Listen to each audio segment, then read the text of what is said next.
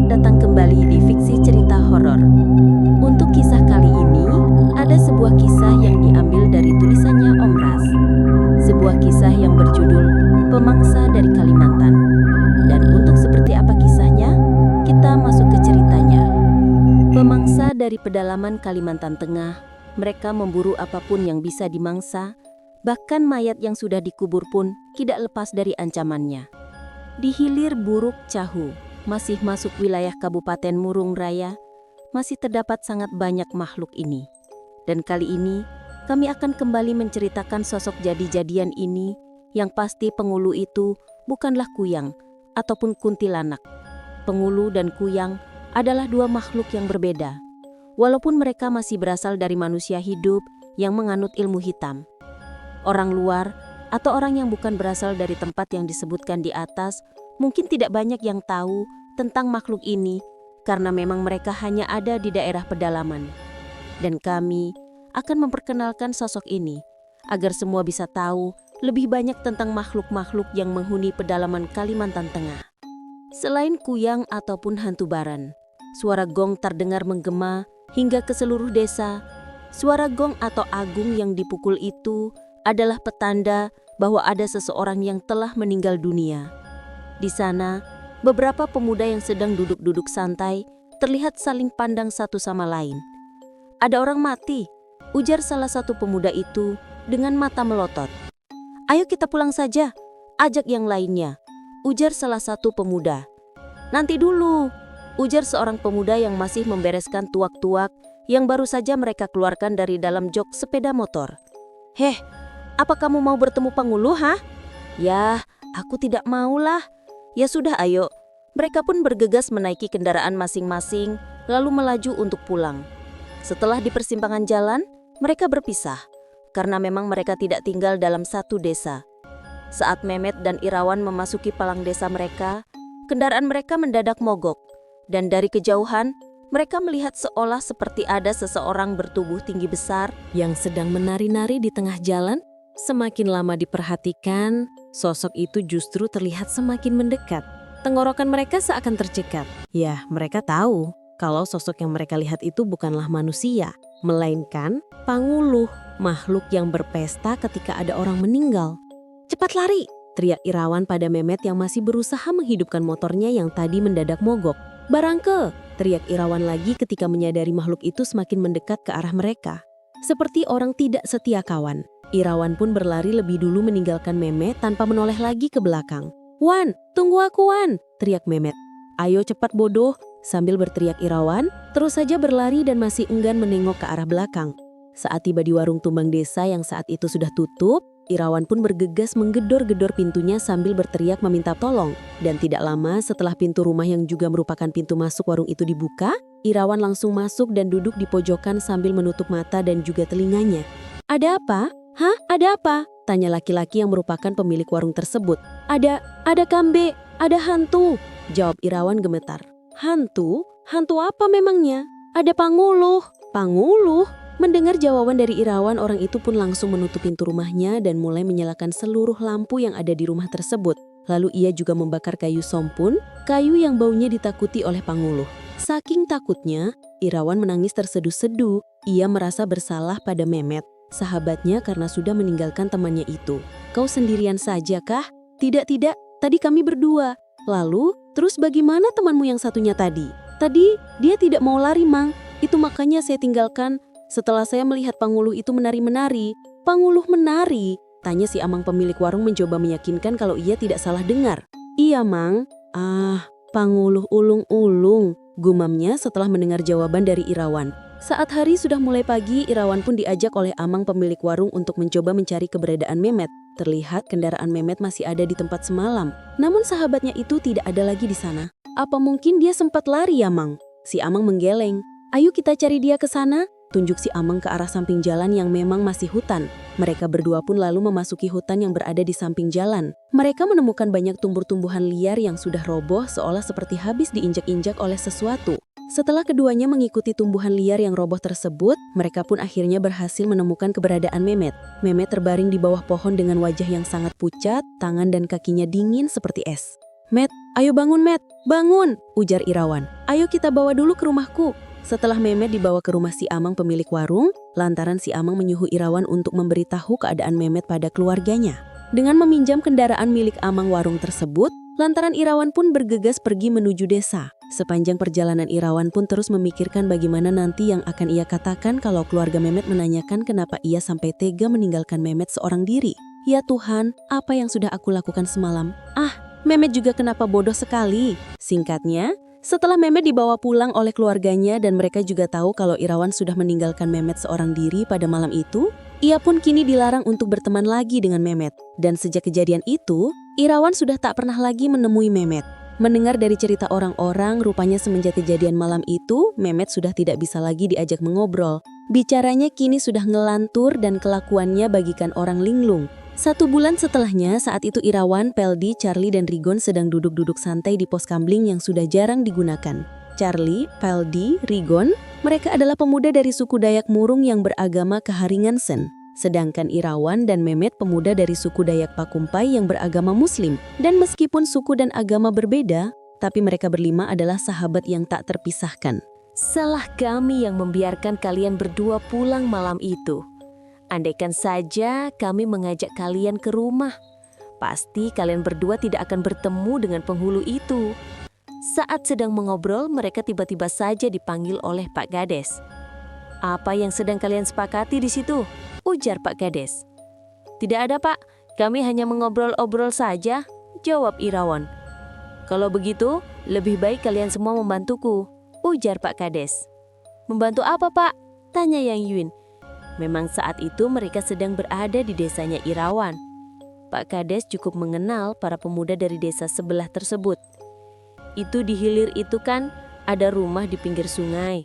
Nah, rumputnya sudah sangat panjang-panjang dan lebat sekali. Aku minta tolong pada kalian untuk membersihkan rumput-rumput di sana. Bisakah?" "Wah, tentu saja bisa, Pak. Asal ada itunya, Pak," jawab Yang Yun. Charlie memberikan isyarat dengan menggesekkan jari jempol dengan jari telunjuknya.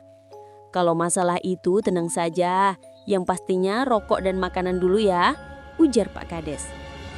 Mereka pun lalu diajak ke rumah yang dimaksud oleh Pak Kades. Rupanya di sana sudah disediakan berbagai macam peralatan untuk memotong rumput dan membersihkan area sekeliling rumah. Di belakang rumah itu merupakan sungai yang lumayan besar dan biasa digunakan para warga untuk mandi dan juga mencuci. "Nah, sekarang kalian bisa mulai setelah menunjukkan apa saja yang harus dikerjakan." Pak Kades pun lantas berpamitan. Sepeninggalan Pak Kades, para pemuda itu pun lalu mulai bekerja. "Pak Kades itu sepertinya sudah tahu kalau kita ada di desa ini," ujar Peldi. "Ya tentu saja Pak Kades tahu. Orang kita kan di sini setiap hari," jawab Irawan. "Wan, sebenarnya rumah ini untuk apa sih?" tanya Rigon. "Coba aja, masa kamu tidak lihat tulisannya?" jawab Irawan Bari menunjuk ke arah papan yang bertuliskan puskesmas dan nama desa tersebut. "Iya, aku melihat. Maksudku, itu rumah ini mau ditempatin lagi apa bagaimana?" tanya Rigon. "Ya, dengar-dengar ada mantri yang baru yang akan tinggal di sini. Mungkin besok atau lusa mereka datang, Gon." "Car." Dan tanpa terasa hari sudah semakin sore. Makanan dan minuman yang dijanjikan oleh Pak Kades pun sudah 2 kali diantarkan oleh Rahim yang mempakan anak dari Pak Kades itu sendiri. "Nah, jadinya kan begini, enak juga dipandang kalau bersih seperti ini," ujar Pak Kades tersenyum puas ke arah para pemuda tersebut. Pak Kades juga memberikan sejumlah uang pada mereka. Namun ketika mereka akan pergi, Pak Kades memanggil Irawan. Irawan, besok tolong temanin Rahim untuk menjemput keluarga dari Pak Mantri." "Siap Pak Kades." "Kira-kira jam berapa besok, Pak?" "Mereka itu sampainya di Belabuhan. Mungkin sore juga ya, tapi nanti kalian bisa berangkat pagi-pagi saja, biar sampai sana tidak malam-malam ya," ujar Pak Kades. Irawan garuk-garuk kepala mengingat perjalanan dari desa ke pelabuhan yang ada di kecamatan sana sangatlah jauh. "Baik Pak Kades, berarti nanti besok pagi saya mendatangi ke rumah." Keesokan paginya setelah sarapan, Irawan pergi ke rumah Pak Kades. Ternyata Diana, Rahim sudah siap. Dan ketika Irawan sudah datang, mereka pun lantas pergi. Perjalanan Panjung melewati sungai pun dimulai. Suasana tenang di sepanjang sungai. Singkat cerita, sekitar pukul 10 pagi, mereka akhirnya sampai di muara sungai. Setelah melewati muara, mereka pun mulai memasuki sungai Barito. Kapal tongkang pengangkut batu bara terlihat berlalu lalang. Mesin motor yang membawa penumpang terlihat syarat muat lewat di dekat mereka. Gelombangnya mengenai klotok mereka dan cukup membuat Irawan langsung berpegangan pada kedua sisi klotok. Terlihat juga di pinggir-pinggir sungai ada rakit milik para penyedot emas. Tidak lama kemudian, mereka akhirnya tiba di pelabuhan. Pelabuhan tampak ramai dengan orang-orang yang terlihat hendak pergi ke kota kabupaten. Aduh, baru jam segini, masih lama lagi kita harus menunggu mereka, kerutu Irawan. Ya, mau bagaimana lagi? Ayah tuh yang menyuruh kita berangkat pagi-pagi, jawab Rahim, sembari mengeluarkan rokok dari dalam tas empangnya. Minta rokokmu, ujar Irawan. Cukup lama mereka menunggu kedatangan mantri. Irawan pun sampai ketiduran di pelabuhan tersebut hingga akhirnya sekitar jam 4 sore terlihatlah dua orang laki-laki dan perempuan yang baru saja tiba di sana. Keduanya tampak melihat ke sana kemari seolah sedang mencari seseorang. Rahim yang baru saja mengeluarkan foto orang yang akan mereka jemput bergegas menghampiri keduanya. Pak Mantri ya? Iya? Kamu dari desa sana?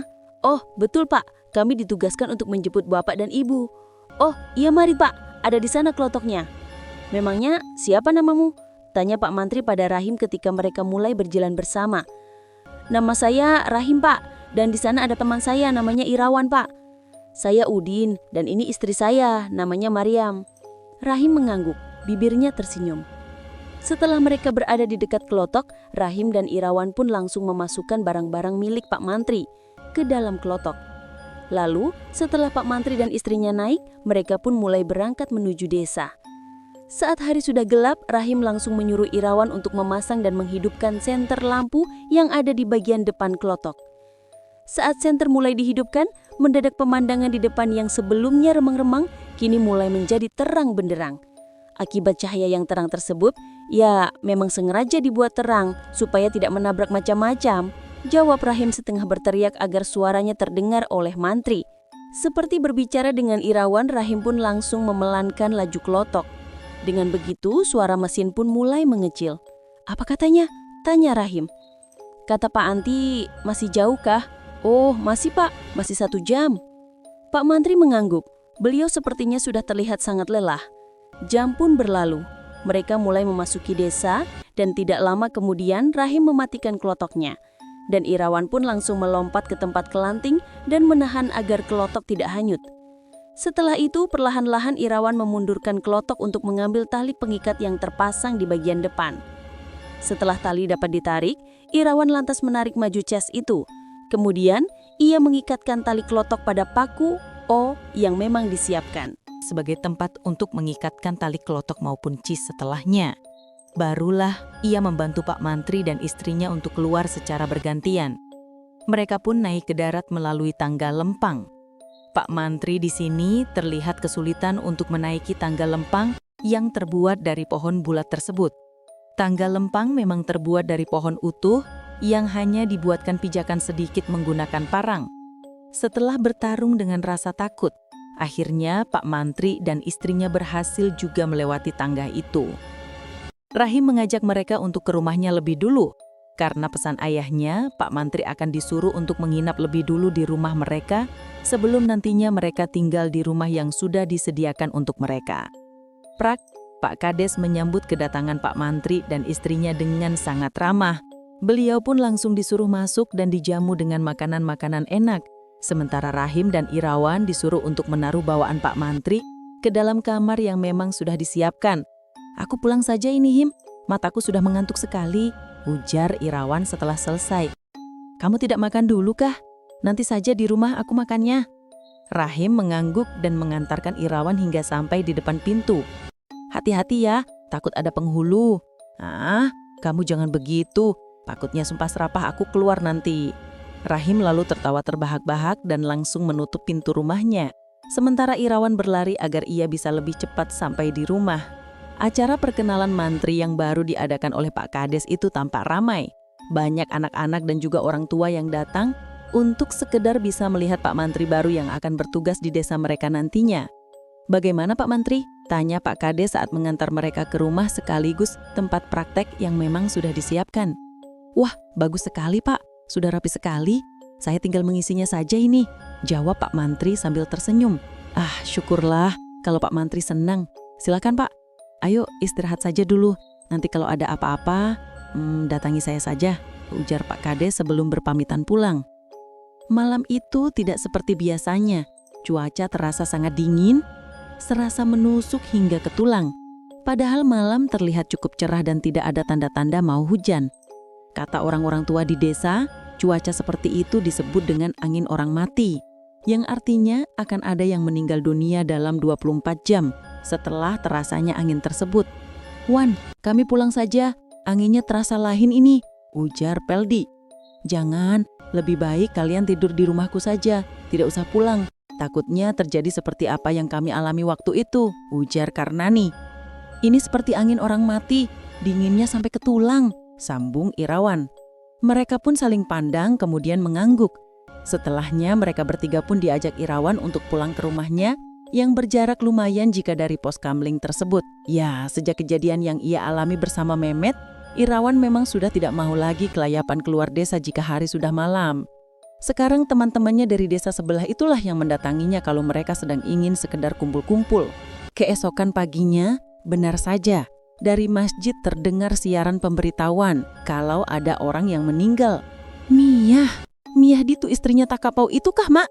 Tanya Irawan pada ibunya yang sedang memasak sarapan di dapur. Iya, memangnya siapa lagi? Hamil, tapi seperti orang yang tidak hamil. Kesana kemari tidak persiapan atau membawa penangkal makhluk halus yang biasa dibawa orang hamil di pedalaman sana. Kalau dinasihati dia selalu bilang, saya tidak percaya tahayul, makanlah itu saja tahayulnya. Jawab ibunya Irawan agak ketus. Ah, terlalu sekali umahku ini nih.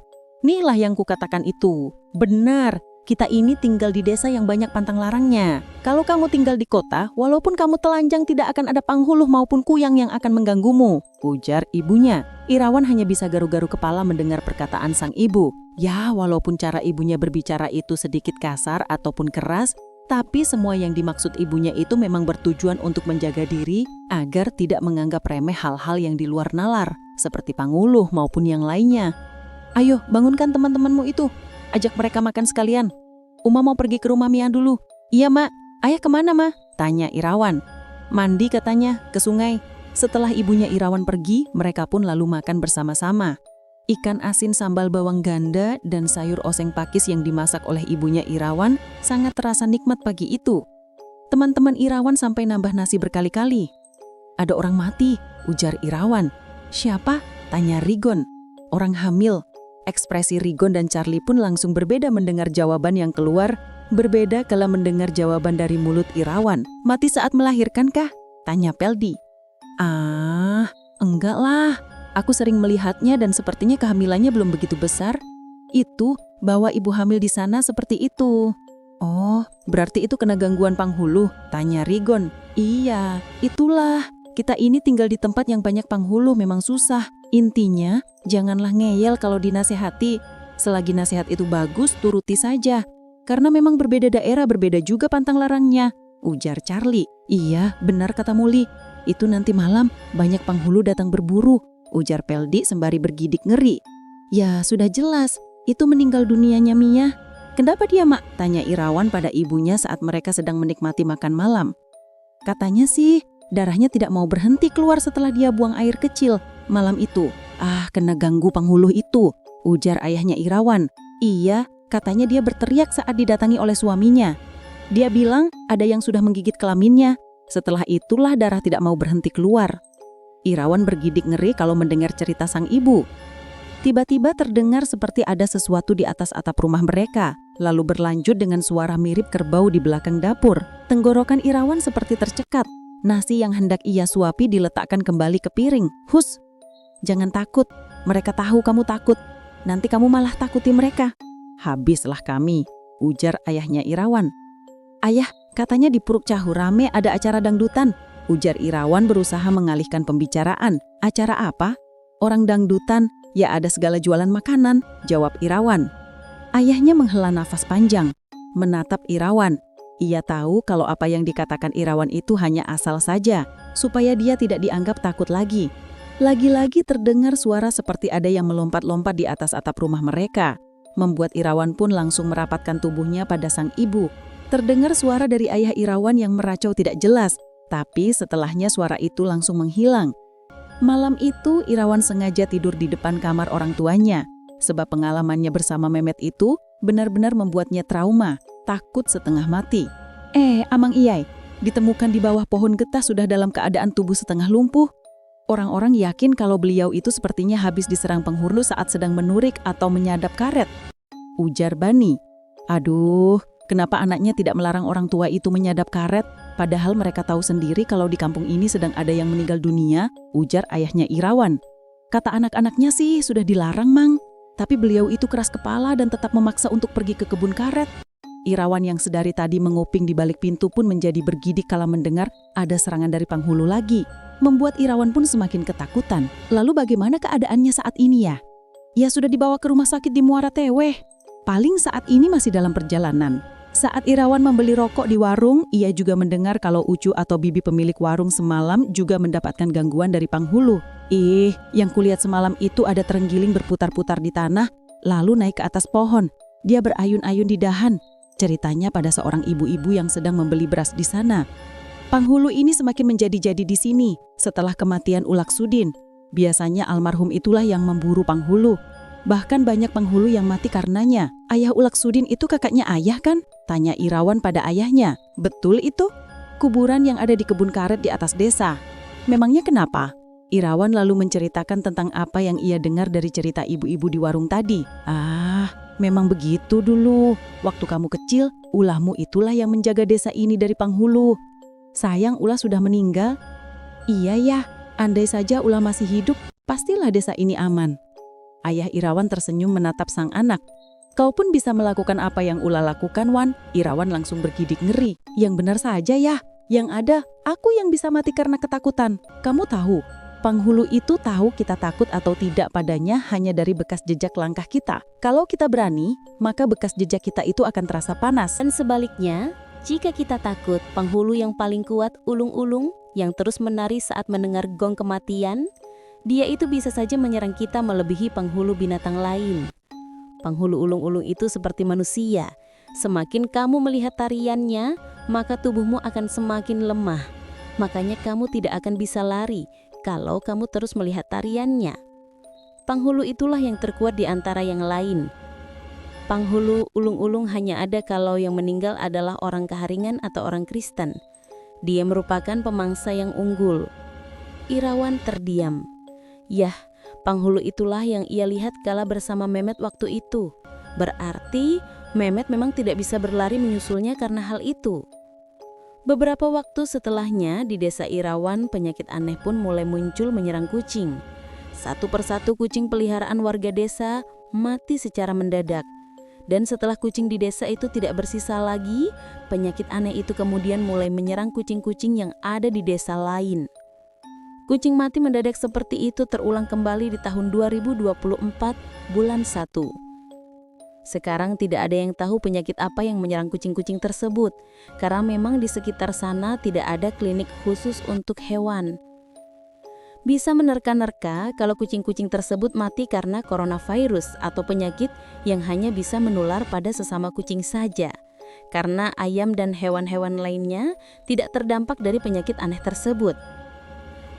Banyak betul orang-orang yang nanti berobat di tempat Pak Mantri itu ya, ujar Peldi. Iya, di sini banyak anak-anak terkena muntaber, jawab Irawan. Waduh, bahaya sekali itu Sah. Trigon, memangnya di tempat kalian itu bagaimana keadaannya kah? Tanya Irawan pada ketiga sahabatnya itu. Babi peliharaan kami banyak yang mati mendadak. Makanya sekarang makanannya diganti dulu supaya babinya tidak terkena penyakit yang mungkin saja berasal dari makanan, ujar Charlie. Ada apa ini sebenarnya? Kenapa banyak binatang-binatang ternak yang mati? Ujar Irawan. Ya mungkin saja lagi musimnya, ujar Peldi. Ya semoga saja desa kita kembali pulih, sahut Trigon yang ditanggapi anggukan oleh ketiga sahabatnya itu. Berita kematian kembali disiarkan melalui masjid. Suara dari toa masjid menggema hingga ke seluruh desa, yang memang tidaklah terlalu besar tersebut. Dan kali ini yang meninggal adalah anak kecil yang sempat dilihat oleh Irawan dan kawan-kawan di puskesmas desa kemarin.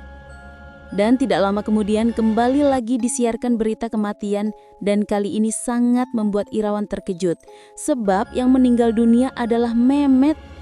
Iya, Mehmet, sahabat karib Irawan, telah meninggal dunia. Mehmet? Gumam Irawan tak percaya.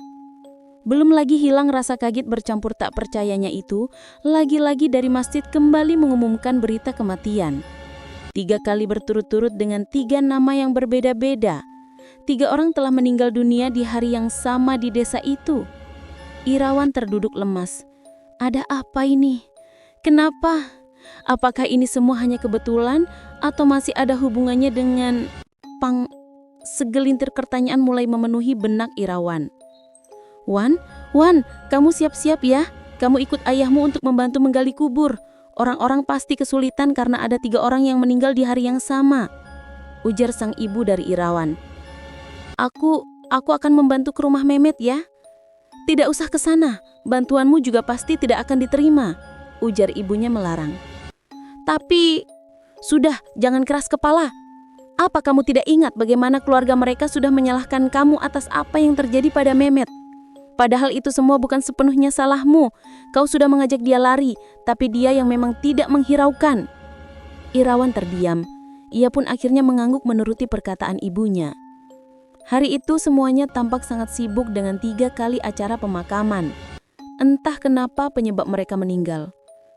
Wan, benar yang kudengar itu? Tanya Peldi mewakili 2 sahabatnya yang baru saja tiba di rumah Irawan malam itu. Aku tidak ke sana karena dilarang oleh ibuku. Mata Charlie dan Rigon tampak berkaca-kaca. Mereka terlihat begitu sedih dengan meninggal dunianya Mehmet. Terlebih lagi Irawan yang terus saja menyalahkan dirinya sendiri dengan apa yang sudah menimpa Mehmet hingga membuatnya meninggal dunia. Kau tak bisa menyalahkan dirimu sendiri. Kita semua bersalah dalam hal ini. Aku, semuanya. Itu terjadi tanpa kita duga-duga. Tiba-tiba terdengar dari jalan depan rumah Irawan orang-orang berlarian melintasi depan rumah Irawan. Peldi yang saat itu duduk di depan pintu pun langsung berdiri untuk memeriksa hal apa yang membuat orang-orang tersebut berlarian. Rupanya ada bencana kebakaran. "Hei, kebakaran!" teriak Peldi membuat teman-temannya langsung bergegas menghampirinya. Nyala api terlihat semakin besar. Orang-orang berusaha memadamkan api dengan cara manual tanpa mengandalkan bantuan dari pemadam kebakaran. Mereka secara bergotong royong membentuk barisan yang dengan cepat menimba air dari sungai untuk segera disiramkan ke api. Jantung Irawan seakan terhenti kala melihat api yang tiba-tiba saja berbentuk seperti wajah yang tengah tersenyum. Beberapa kali Irawan mengusap matanya, namun api berbentuk wajah itu masih ada tepat di bagian atap rumah yang terbakar. Kalian lihat api itu? Bentuknya mirip dengan wajah yang menyeringai, ujar Irawan menunjukkan ke arah api. Tapi teman-temannya tak ada yang melihat, hanya Irawan saja yang dapat melihat hal itu. Sudah, tidak apa-apa. Cepat kita bantu mereka saja, ujar Peldi. Mereka pun lalu ikut membantu orang-orang untuk memadamkan api dan berkat kerja sama di sana, api pun berhasil dipadamkan. Beruntungnya, rumah-rumah di sana tidak saling berdekatan, jadi api pun tidak mudah menyebar. Anakku, teriak seorang perempuan terisak dengan tubuh yang rentan. Apa yang merasukimu? Irawan, ia yang semula penakut itu malah langsung masuk ke dalam rumah yang baru saja dipadamkan. Yang dilahap menginjak lantainya, yang juga sudah rusak. Irawan pun jatuh tertimpa balok-balok, membuat teman-temannya berteriak memanggil-manggil namanya. Irawan! Bodoh, kenapa malah masuk ke situ? Ujar teman-temannya. Akhirnya ketiga teman Irawan dan orang-orang yang tadi membantu memadamkan api masuk dengan hati-hati ke dalam rumah tersebut. Mereka melihat Irawan yang duduk di antara reruntuhan sambil menangis terisak. Di depannya terlihat jenazah yang sudah tidak bisa dikenali akibat terbakar. Irawan lalu diangkat oleh ketiga temannya. Mereka memaksa Irawan untuk keluar, sementara korban kebakaran tunggal tersebut dibantu warga untuk dikeluarkan, dan entah apa penyebab dari bencana kebakaran itu. Dan setelah kejadian kebakaran tersebut, Irawan nampak sangat-sangat jauh berbeda, bahkan dengan para sahabat-sahabatnya. Irawan kini mulai menjauh. "Wan!" teriak Charlie yang saat itu melihat Irawan yang baru saja keluar dari hutan yang ada di samping jalan menuju desanya. Namun Irawan hanya menoleh sesaat, lalu kemudian ia melanjutkan kembali perjalanannya. "Wan, kamu itu kenapa? Kenapa selalu menghindar begitu? Apa kami punya salah padamu kah?" ujar Charlie yang saat itu sudah berhasil menyusul Irawan. "Kalian tidak ada salah padaku. Aku hanya sedang tidak ingin diganggu." Charlie mengkerutkan alis kala mendengar jawaban dari Irawan yang tak biasa tersebut. "Ada sesuatu yang sedang kau sembunyikan kan, Wan?" tanya Charlie. "Ya, dan kalian tidak perlu terlibat dengan apapun yang aku lakukan." Bagaimana mungkin kami tidak melibatkan diri? Kau itu teman kami. Apapun yang sedang kau lakukan, kami pasti akan tetap membantumu." "Aku tidak perlu bantuan. Aku akan menuntaskannya sendiri. Sebaiknya kalian menjauh saja dariku," ujar Irawan sebelum akhirnya ia kembali masuk ke dalam hutan. Charlie yang saat itu sedang mengendari sepeda motor tentu tidak bisa mengejar Irawan untuk masuk ke dalam hutan. Ia hanya terus bisa memandangi Irawan sambil menggeleng-gelengkan kepalanya. "Sebenarnya ada apa dengan Irawan, Mang?" tanya Peldi, Charlie, dan Rigon bersamaan. Saat itu mereka sedang berada di rumah Irawan dan seperti biasa Irawan tidak ada di rumah. Ayah Irawan menghembuskan nafas panjang.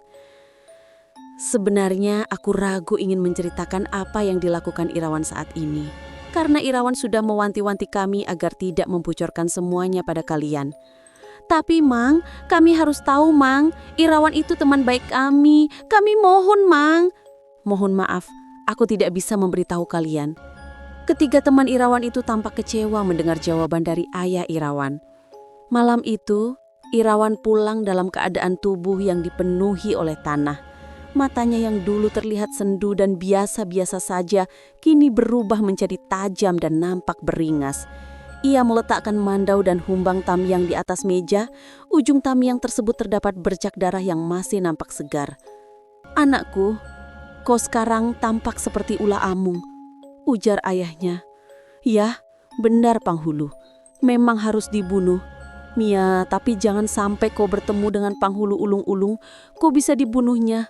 Ulahmu mati karenanya." Ayah terdiam tak melanjutkan. Irawan tidak menghiraukan dia yang sekarang sudah jauh berbeda dari yang dulu.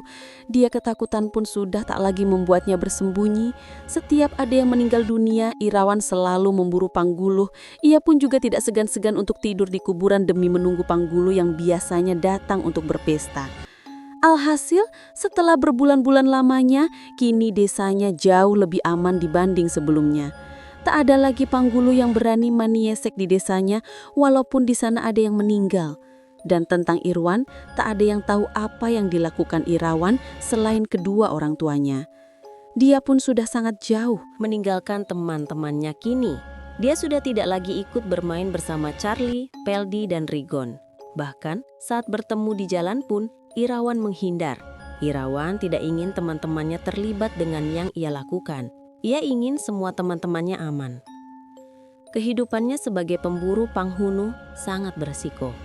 Apapun bisa terjadi padanya sewaktu-waktu. Bekas luka-luka di tubuhnya adalah salah satu contoh terkecil. Dan cerita pun selesai. Itulah teman-teman untuk kisah di video kali ini. Semoga apa yang saya bawakan bisa dijadikan pembelajaran untuk kita dan tentunya dapat menghibur. Wassalamualaikum warahmatullahi wabarakatuh.